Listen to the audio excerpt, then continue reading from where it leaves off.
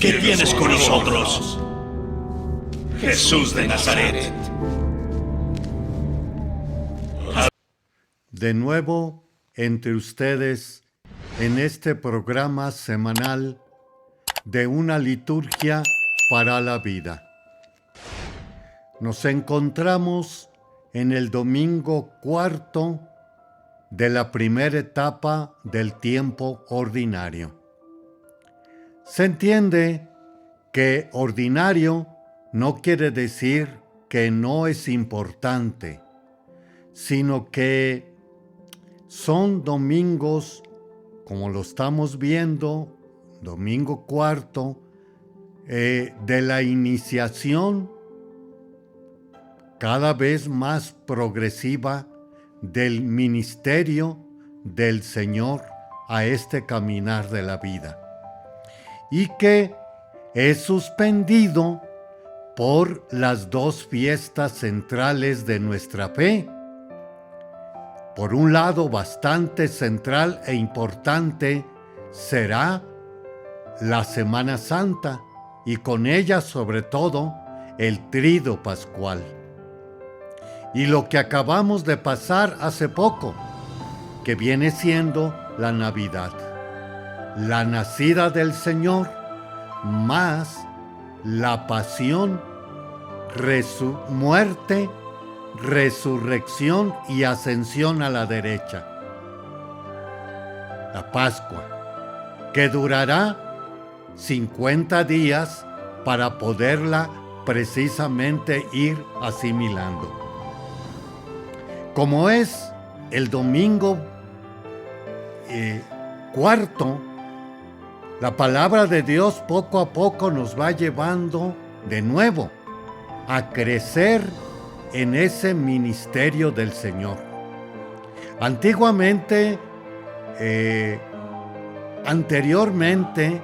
mejor dicho, celebrábamos las vocaciones tanto de Samuel, juez y profeta, y también los primeros seguidores, que viene siendo Pedro como Andrés, y han salido otros más, como es Santiago y Juan. En este inicio, tras esta compañía que va a continuar la tarea del Señor, ahora está de este tal Jesús de Nazaret, que precisamente lo está bastante aclarando la lectura del Evangelio. ¿Quién eres tú? ¿Y qué quieres con nosotros, Jesús de Nazaret? ¿Has venido a acabar con nosotros? Ya sé que eres el Santo de Dios. Esto ya estaba prefigurado en el Antiguo Testamento. Y es precisamente que nos habla en el Deuteronomio. El Señor, Dios, hará surgir en medio de ustedes, entre sus hermanos, un profeta como yo. A él lo escucharán. Eso es lo que pidieron al Señor, su Dios, cuando estaban reunidos en el monte Horeb. No queremos volver a oír la voz del Señor nuestro Dios, ni volver a ver otra vez el gran fuego, pues no queremos morir. El Señor me respondió: está bien lo que han dicho. Haré surgir en medio de sus hermanos un profeta como tú. Pondré mis palabras en su boca, y él dirá lo que yo mande. a quien no escuche las palabras que él pronuncia en mi nombre, yo le pediré cuentas. Pero al profeta que se atreva a decir en mi nombre lo que yo no le haya mandado, o hable en nombre de otros dioses, será reo de muerte. Aquí tenemos pues la aceidad o el ser del profeta. Hablar en el nombre del Señor. Y está de fondo, ante todo, la alianza en el Sinaí a través de los 10 mandamientos, las 2 tablas de Moisés, que precisamente son para vivir como un pueblo del Señor. Guarda esta alianza. Yo seré para ti tu Dios y tú serás mi pueblo. Entonces, el profeta que vendría a surgir ya está claramente dicho en el Evangelio. Jesús de Nazaret. A tal grado que precisamente le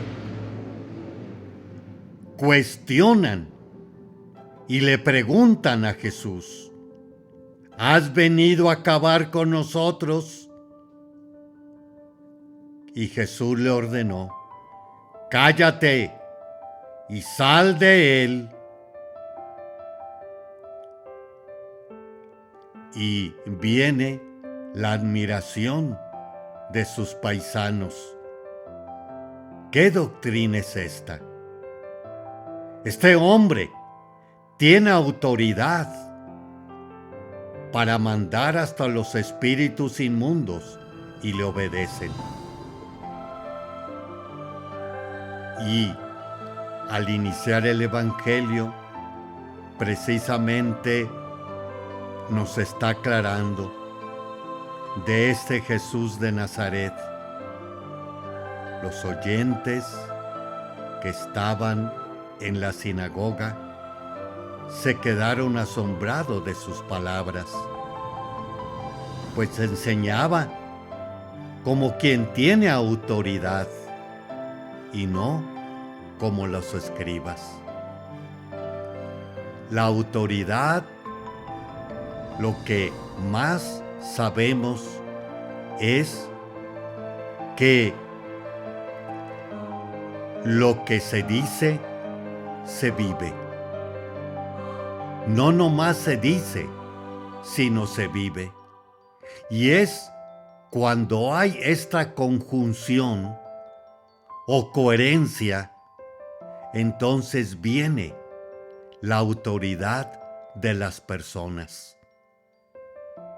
Y hay que recordar que nosotros por aquí o por allá tenemos ciertos personajes en nuestro caminar de la vida, trabajo, estudio, también dentro de la iglesia, como también, ya no se diga, en la cuestión militar. La autoridad que debemos nosotros de asumir, y más cuando precisamente tenemos a otros bajo nuestra responsabilidad. Tenemos que, pues, revisar mucho la autoridad al autoritarismo. Hacemos un pequeño espacio y regresamos. También pueden ustedes acceder a otros medios de comunicación, como es Spotify, Apple Podcasts, YouTube Music, Amazon Music, como iHeartRadio. Regresamos en unos momentos.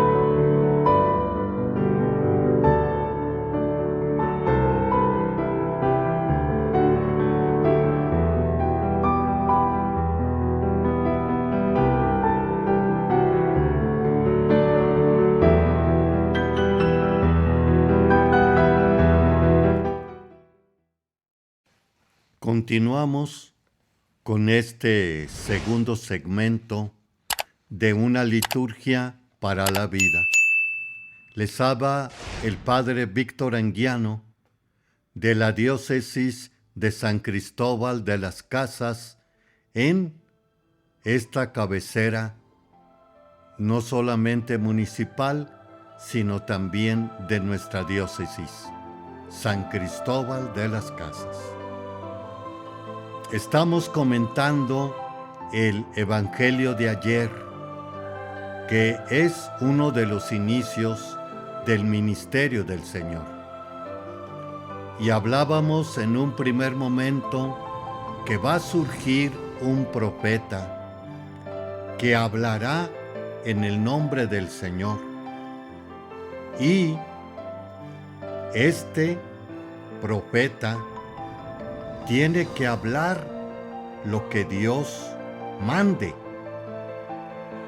Y quien no escuche las palabras que Él pronuncie en mi nombre, yo le pediré cuentas. Y hablábamos que la autoridad viene sobre todo aclarándose cuando lo que decimos se vive. También otra de las características de esta autoridad es que precisamente está aclarando la verdad. Segundo, que lo que está hablándose es para el bien de la persona o de el común o comunidad o pueblo. Y otra tercera característica de la autoridad viene siendo que es por bondad aquellos o aquella persona. Esto tiene bastante que ver desde una razón humana,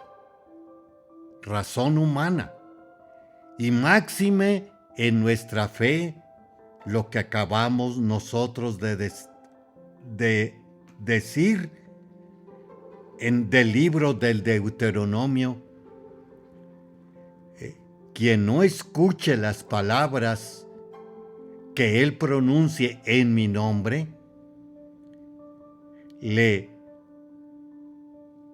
pediré cuentas. Es una cosa pues bastante delicada, que precisamente el profeta no habla de sí o de lo de sí personalmente y de nuevo para su bien, sino para el bien del otro, como decíamos anteriormente.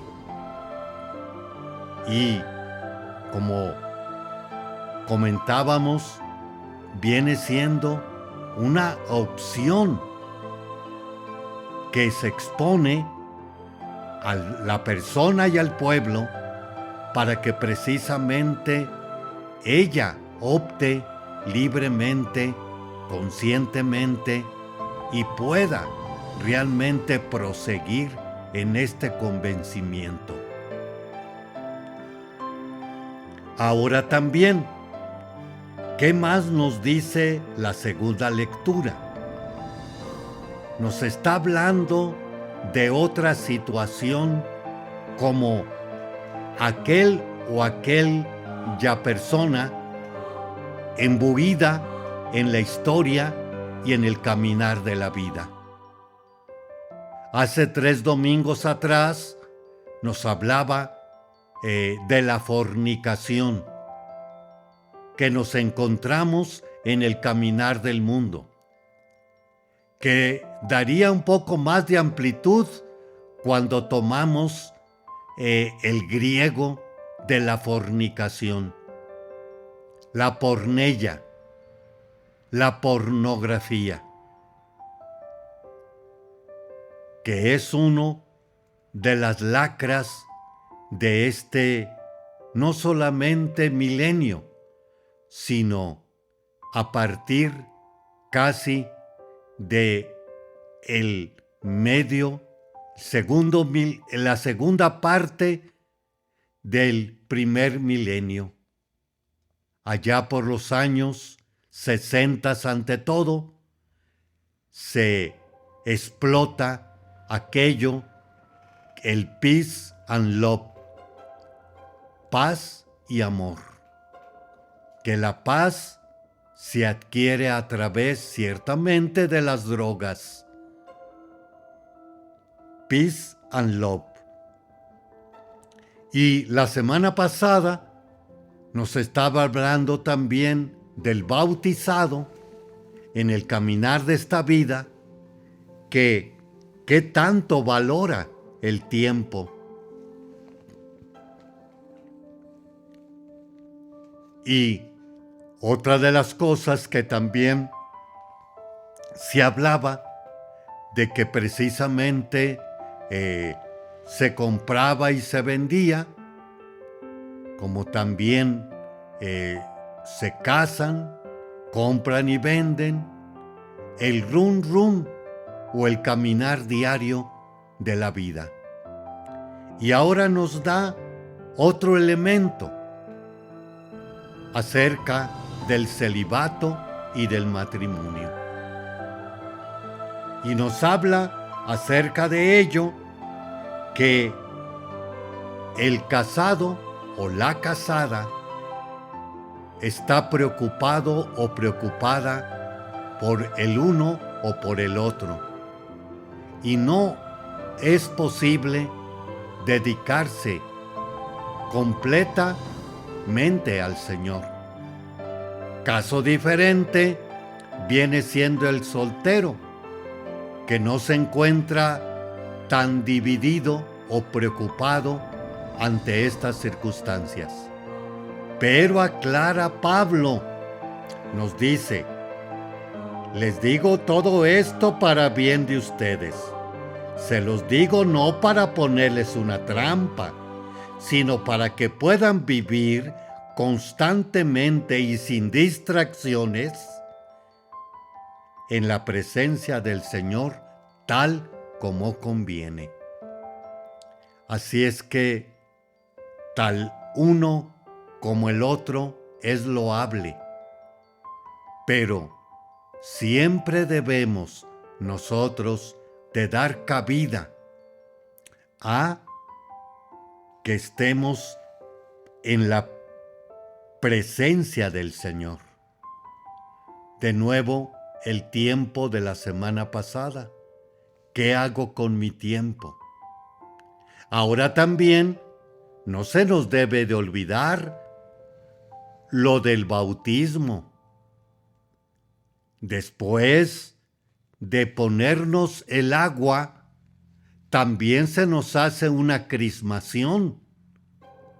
Aquella crismación que hemos visto en estas semanas pasadas, tanto de Samuel, juez y profeta, que unge con aceite perfumado a Saúl y a David. Y también ellos, como los sacerdotes y los reyes, se les ungía como seña del Espíritu de Dios que baja para con él poder ir descubriendo el caminar de esta vida. Somos también profetas, sacerdotes y reyes.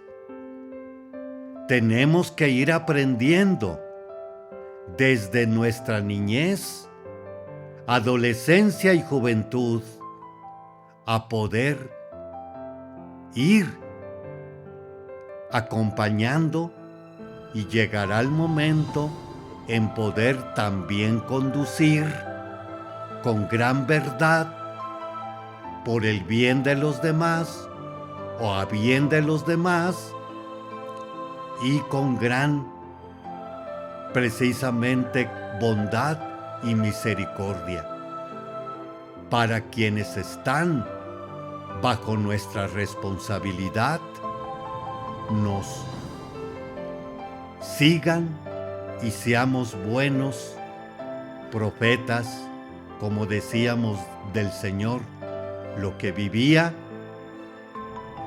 hablaba, o lo que decía, hablaba. Por eso, por ahí hay una reflexión que por ahí me encontré en otro momento.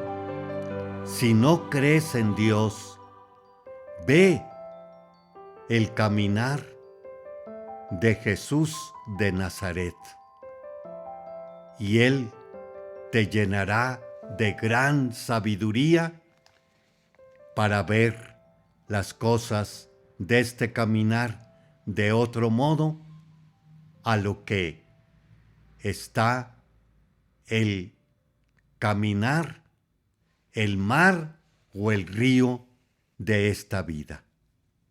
Haremos otro espacio y regresamos. Le esperamos.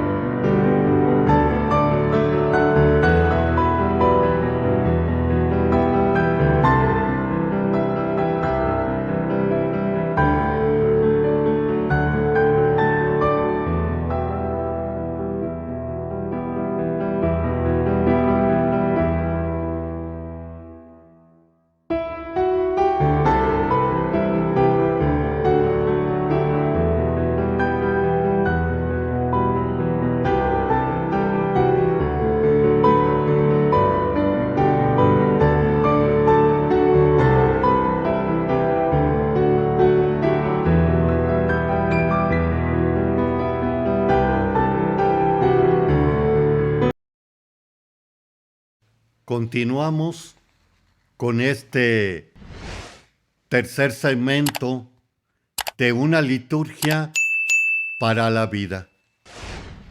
También pueden ustedes acceder, además, en el YouTube, una liturgia para la vida, como también en Spotify, Apple Podcasts, YouTube Music, Amazon Music, como iHeartRadio.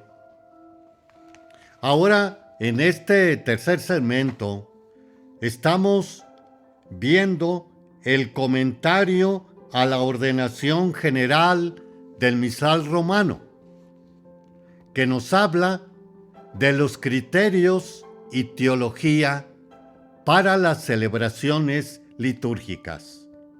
Y aquí estamos viendo más específicamente lo que concierne a la celebración eucarística o misa dominical.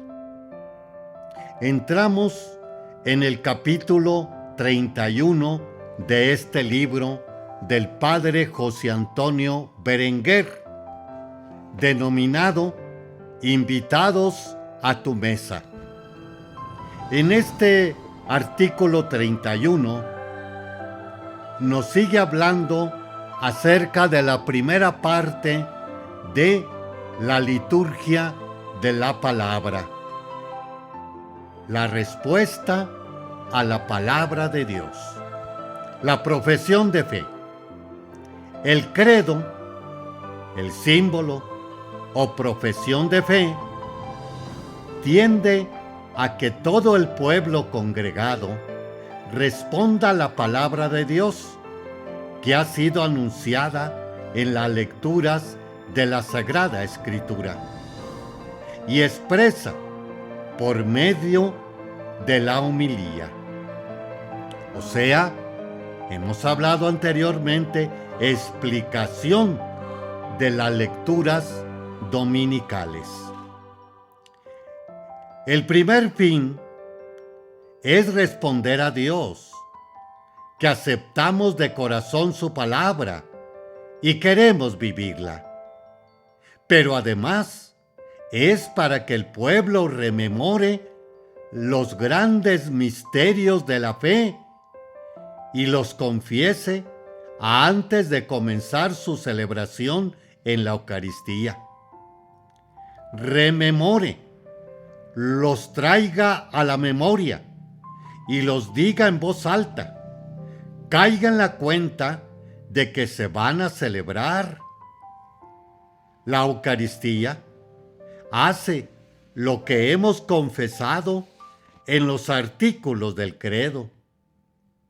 El Padre que nos da su Hijo eterno, nacido en carne de la Virgen María, renueva su muerte y resurrección con la efusión del Espíritu Santo, porque Él nos santifica, nos prepara para el encuentro con el Señor en su segunda venida gloriosa. Y nos da esperanza firme de la vida eterna, lo que conocemos comúnmente como el juicio final. Lo que hemos proclamado como fe es realidad salvadora en la Eucaristía. El credo se dice en los domingos y solemnidades y puede también decirse en peculiares celebraciones más solemnes. Lo cantan todos o alternando con los cantores o lo rezan todos junto a dos coros. El texto debe ser una fórmula probada para el uso litúrgico. Por tanto, una de las que hay en el misal o en las celebraciones del bautismo. Oración universal o oración de los fieles. La oración universal es otro modo de responder a la palabra de Dios. La salvación que se nos como anuncia, no la queremos solo para nosotros, sino que, participando de los sentimientos de Cristo, queremos que llegue a todos. Por eso el pueblo de los bautizados, ejerciendo su sacerdocio bautismal, oración de los fieles, ofrece a Dios sus peticiones por la salvación de todos. También se llama este momento oración universal. No hay una fórmula oficial, por tanto, se puede tomar de un libro aprobado o las puede hacer la comunidad, con tal de que se tenga en cuenta que han de ser sobrias, formuladas con sabia libertad en pocas palabras, y han de reflejar la oración de toda la comunidad. Hay que procurar que las peticiones guarden el orden debido y no haya repeticiones innecesarias, aunque en cada serie, si es necesario, puede haber más de una petición. Las series de petición deben ser: inciso A, por las necesidades de la Iglesia. Inciso B, por los que gobiernan las naciones y por la salvación del mundo. Inciso C, por los que padecen cualquier dificultad. Inciso D, por la comunidad local. Sin embargo, en alguna celebración particular, como en la confirmación, el matrimonio o las exequias, el orden de intenciones puede amoldarse mejor a la ocasión. El sacerdote que preside desde la sede las introduce con una breve monición y concluye con una oración. El diácono o cantor o lector o fiel laico pronuncia las intenciones desde el ambón o desde otro lugar conveniente.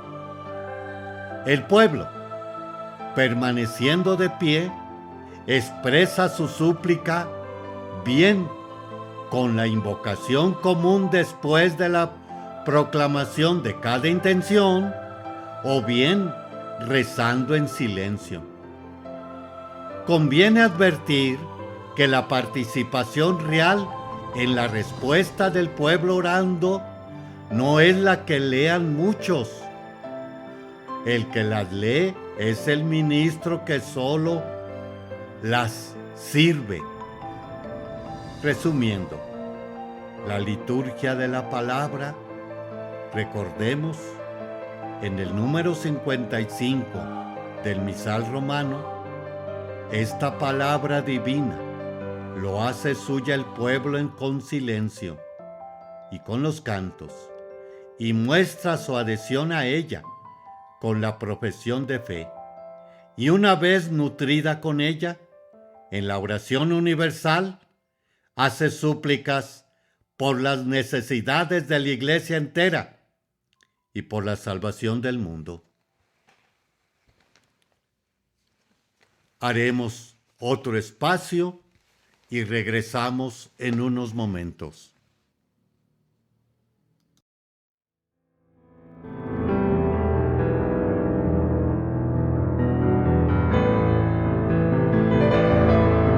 ¿Me vienes a destruirlos?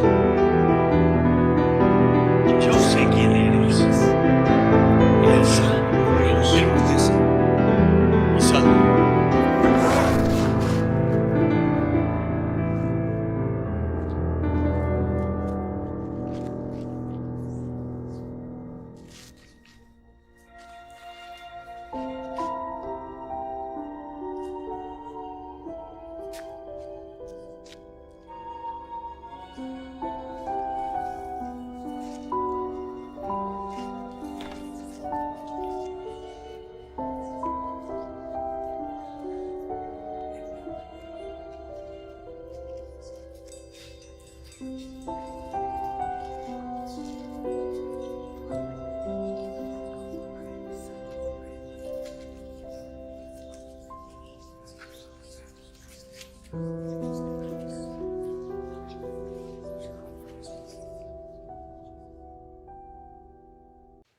Continuamos con este último segmento de una liturgia para la vida. En este cuarto segmento lo dedicamos siempre al santoral de la semana. Ayer, 28 de enero, celebrábamos a Santo Tomás de Aquino, presbítero y doctor de la Iglesia. Años 1225-1274. Nació en Italia Era hijo del conde de Aquino, de Italia, y de madre alemana. Ingresó en la orden de predicadores cuando tenía 18 años, contra los deseos de su padre, que se opuso con todas sus fuerzas y llegó a raptarlo y encerrarlo en la torre del castillo durante 15 meses. Con ayuda de sus hermanas, Tomás escapó y marchó a París y más tarde a Colonia, donde estudió bajo San Alberto Magno. Pronto empezó a enseñar en la universidad y, junto con San Buenaventura, defendió el derecho de los frailes a enseñar. Estuvo en Roma al servicio del Papa Urbano V. Escribió Catena Áurea para ayudar al clero a comprender la palabra, y la Suma contra Gentiles a petición de San Raimundo de Peñafort, así como el oficio para la fiesta del Corpus. Mientras enseñaba en la Universidad de París, escribió la Suma Teológica, que ha influenciado el pensamiento teológico de muchos siglos posteriores. Es doctor de la Iglesia y patrón de las escuelas católicas. El brillantísimo Tomás se distingue, sin embargo, por su profunda sencillez y humildad. El catecismo lo cita innumerables veces, pero una de las citas más inspiradoras se da en su reflexión sobre el Padre Nuestro. La oración dominical es la más perfecta de las oraciones. En ella, no solo pedimos todo lo que podemos desear con rectitud, sino además, según el orden en que conviene desearlo. Número 2763 del Catecismo de la Iglesia. 31 de enero, San Juan Bosco, presbítero, 1815-1886. Nació en Turín, Italia. Su padre murió cuando él solo tenía 2 años, y fue su madre quien se preocupó de darle una buena educación académica y cristiana. Para ayudar a su madre con la economía familiar, desempeñó diversos oficios que en el futuro le servirían y serían muy útiles para su ministerio. A los 20 años entró al seminario. En aquellos tiempos, la ciudad de Turín sufría graves problemas a causa de la revolución industrial, y muchos jóvenes estaban sin trabajo, desorientados en la vida. Bosco buscó un sistema de educación basado en la razón, la religión y la bondad. Creó talleres de oficio, clases de artes y ciencias para jóvenes trabajadores y escuelas de arte liberales para quienes estuvieran considerando la vocación al sacerdocio. En 1868 ya había 800 alumnos en su sistema. Fundó la Sociedad de San Francisco de Sales, salesianos, con la ayuda de María Mazzarello. Fundó el Instituto de Hijas de María Auxiliadora. Escribió folletos catequéticos distribuidos por toda Italia. fundaba todo su sistema de enseñanza en la paternidad de Dios y en su bondad, con lo que él llamaba una pedagogía preventiva, por la que los jóvenes sabían, en primer lugar, que eran amados.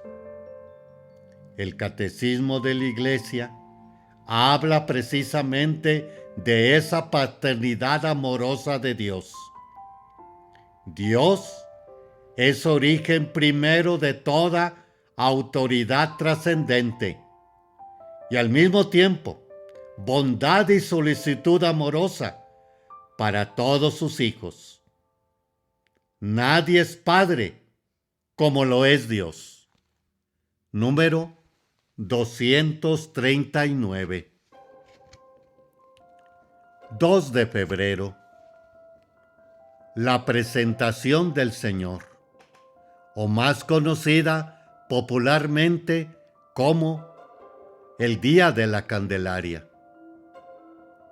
Esta fiesta, que tiene su origen en Oriente, se introdujo en la liturgia de Occidente en el siglo VII.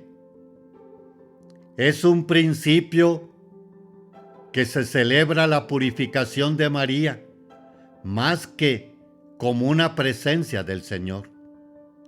El Concilio Vaticano II la restauró a su origen cristológico, siguiendo las normas de la ley y la cultura judía. Los padres de Jesús acudieron al templo a presentar a Dios como primogénito. La fiesta tiene muchos y profundos significados. Es la celebración de la luz, de la salvación que viene con Cristo, y por tanto, la tradición litúrgica la ha observado bendiciendo las velas que se han de usar durante el año. La luz del mundo entra al templo en brazos de su madre, la Candelaria. Para muchos países hispanos, esta fiesta se ha convertido en una devoción de la Virgen, patrona de diversos lugares. La religiosidad popular también observa este día como el día de la levantada del niño, del nacimiento, donde había estado el tiempo de Navidad, y por tanto, como el fin de la Navidad. Es además una pequeña epifanía, ya que la salvación se les hace presente a Simeón y a Ana en el templo, y así es proclamado. 3 de febrero. San Blas, obispo y mártir. Año 316. Existen varias leyendas sobre este santo obispo, a quien la tradición nombró como patrono de diversas enfermedades. Fue mártir durante la persecución de Licinio. Y cuentan que, incluso en prisión, a él acudían los animales a ser curados. Pero no solo los animales. Parece que un niño estaba ahogándose con una espina de pescado, y la mamá acudió al obispo. San Blas lo sanó, y de ahí el que se pida su intercesión especial a las enfermedades de garganta. En este día existe costumbre de bendecir las gargantas con 2 velas cruzadas. Más allá de los milagros, San Blas nos enseña la compasión de Dios hacia quienes sufren enfermedades del cuerpo y del alma. el Catecismo de la Iglesia nos habla: los milagros no pretenden satisfacer la curiosidad ni los deseos mágicos.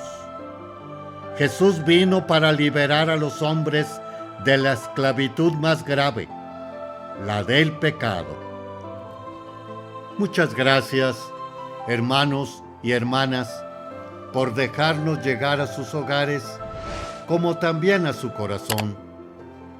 Les agradezco su compañía y ante todo, estas notas nos sirvan a ahondar nuestra fe y ante todo, la liturgia ser vivida como también participada y provechosa. Que nuestro Señor nos bendiga abundantemente a través de su Madre Santísima, en esta ocasión bajo la advocación de Nuestra Señora de la Candelaria. Feliz tarde, feliz día para todos ustedes.